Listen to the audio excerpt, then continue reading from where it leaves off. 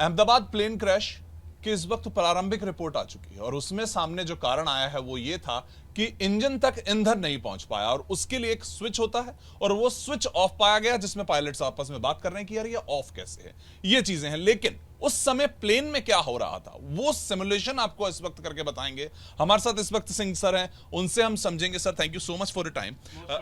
Sir, जो scenario अब तक सबको समझ आया है, जितना कि स्विचेस की बात हो रही है, स्विचेस की बात हो रही है जो कि ईंधन पहुंचाता है इंजन तक। सर, क्या होते हैं ये स्विचेस जो हम देख पा रहे हैं और क्या टेक ऑफ के पहले, मतलब कि जब हम ग्राउंड पे खड़े हैं वो कहां पे होनी चाहिए पोजीशन और उनके बाद में कैसे चेंज होती है? जी, ये मैं आपको दिखा दूं, ये एयरबस 320 का कॉकपिट है। बोइंग का कॉकपिट भी ऐसा सिमिलर होता है। एयरबस में ये इनको हम मास्टर स्विच बोलते हैं। मास्टर स्विच 1, मास्टर स्विच 2, आप देख सकते हैं यहाँ लिखा हुआ है इंजन नंबर 1, इंजन नंबर 2। यही वो स्विचेस हैं जिनकी बात हो रही है कि ये ऑफ या ऑन इनकी जगह? जी बिल्कुल। और अभी आप देख पा रहे हैं कि ये ऑन है। अगर हम इसको पीछे पुश भी करना चाहें तो अपने आप ऑफ नहीं ये होंगे। पुश नहीं होंगे अगर मैं इसको ऐसा देखूं। जी, ये जी। ऐसे नहीं है कि कोई मेरा कोई लीवर के पास से हाथ जी लग गया या फिर जी यूं हो गया तो जी अपने आप नहीं हो ये इसमें सेफ्टी गार्डेड होते हैं। I think I can feel a spring in this spring.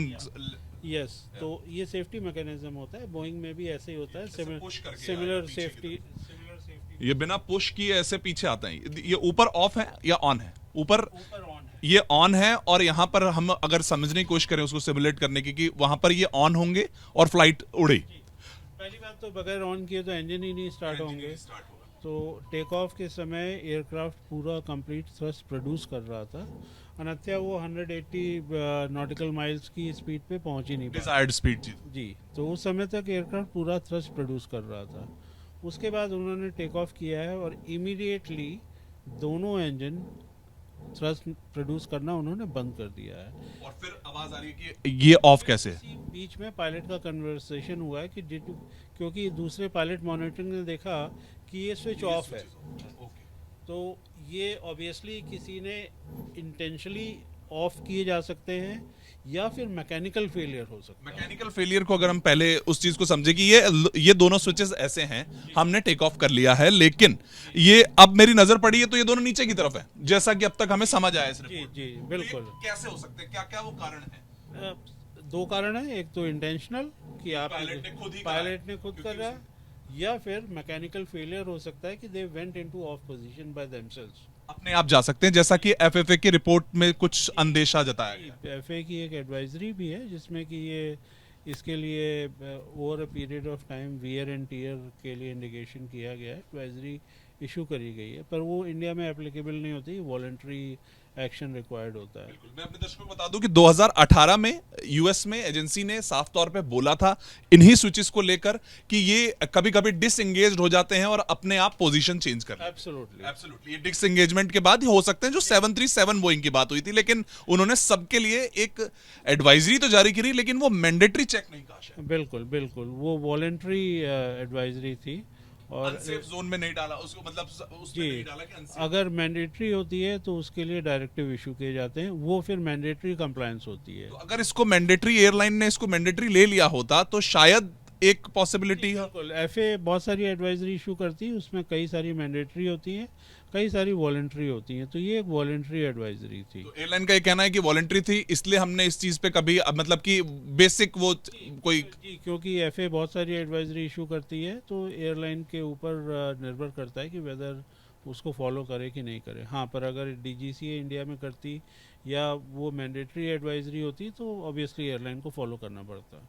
Sir आपके वही 15-20 सेकंड और लूंगा कि वो जो टोटल वो था, अगर एक बार हम समझा पाए कि अगर हम टेक ऑफ कर रहे हैं और वो स्विचेस यहाँ पर हैं, यहाँ पर इस वक्त वो टेक ऑफ का टाइम है और अगर आप मेन है और मैं मॉनिटरिंग पे हूँ, तो हम क्या क्या वो प्रोसीजर फॉलो हो रहा होगा? सारे ग्राउंड चेक्स हो चुके हैं, सब कुछ हो चुका है? बिल्कुल।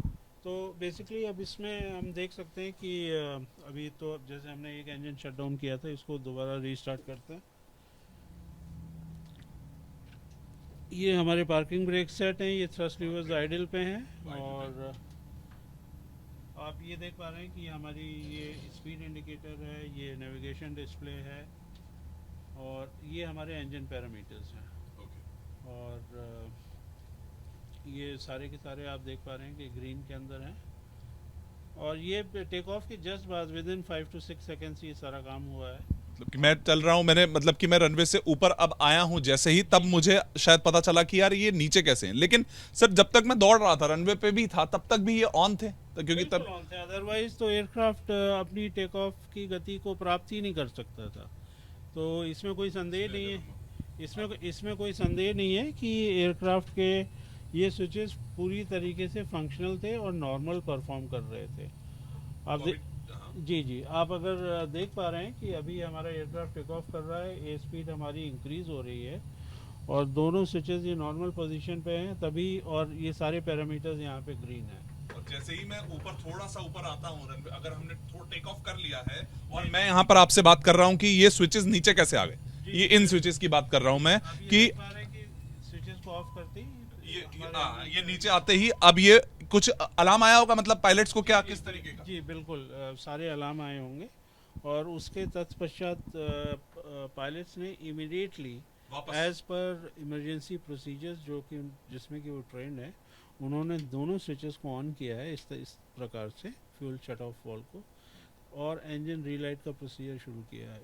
एक इंजन रीलाइट हुआ भी है, थोड़ा सा स्पूल्ड अप होना शुरू हुआ था, दूसरा इंजन नहीं स्टार्ट हुआ था, नहीं स्पूल अप हो पाया था, लेकिन उनकी हाइट इतनी कम थी कि इसके पहले कि कुछ हो पाता वो सामने जाके क्रैश कर गए।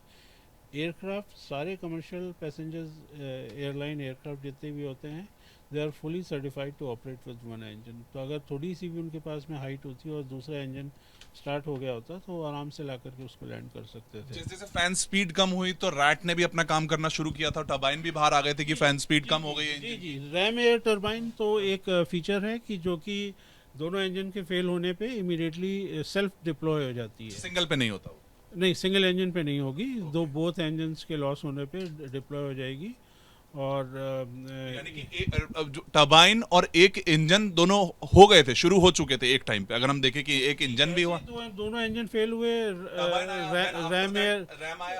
RAM air turbine immediately deploy हो गई। उसके बाद एक इंजन भी ऑन हो गया, इंजन वन। हाँ वो दूसरा जैसे ही उन्होंने इंजन स्टार्ट करने का प्रोसीजर स्टार्ट किया, एक इंजन रीलाइट भी हो गया था थोड़ा सा, एलिवेशन इतना नहीं मिल पाया था। बिल्कुल क्योंकि इंजन ये बहुत बड़े इंजन होते हैं और इनको स्पूल अप होने में टाइम लगता है।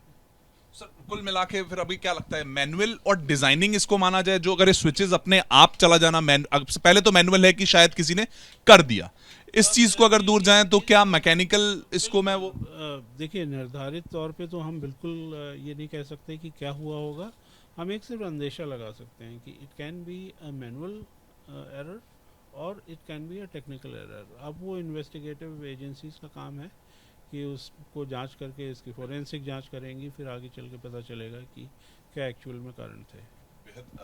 बेहद इस वक्त दुर्भाग्यपूर्ण था, लेकिन वो जो मेन चीज इस रिपोर्ट में निकल के आई कि इस तरह के जो स्विचेस थे वो दोनों स्विच ऑफ पाए जाते हैं, यानी कि ये स्विच जो कि इंजन में ईंधन भेज रहे थे वो ईंधन नहीं भेज पाए क्योंकि ये दोनों ऑफ थे। और यही सवाल उस समय पायलट्स भी एक दूसरे से पूछ रहे थे कि आखिर में ये ऑफ कैसे हुए, और यही रिपोर्ट में यही सवाल इस वक्त एक बड़ा बना हुआ है, जिसमें अब वो एफएए की रिपोर्ट भी साथ में सवाल खड़े करती है कि अगर पहले बताया गया था इन स्विचेस से जुड़ी कुछ मैकेनिकल प्रॉब्लम्स थी तो उसको अनसेफ जोन में क्यों डाला, मैंडेटरी होती तो क्या बचा जा सकता था। ये बहुत से सवाल इस वक्त ये शुरुआती रिपोर्ट लेकर आई है, अभी जो फाइनल रिपोर्ट है उसको आने में टाइम भी लगेगा और बहुत सी चीजें निकल के सामने आएंगी, लेकिन इसको कुछ मैनुअल और मैकेनिकल डिजाइनिंग से जोड़कर अभी फिलहाल जो ये रिपोर्ट है वो इस वक्त अंदेशा दे रही है जो कारण रहा होगा इस हादसे का।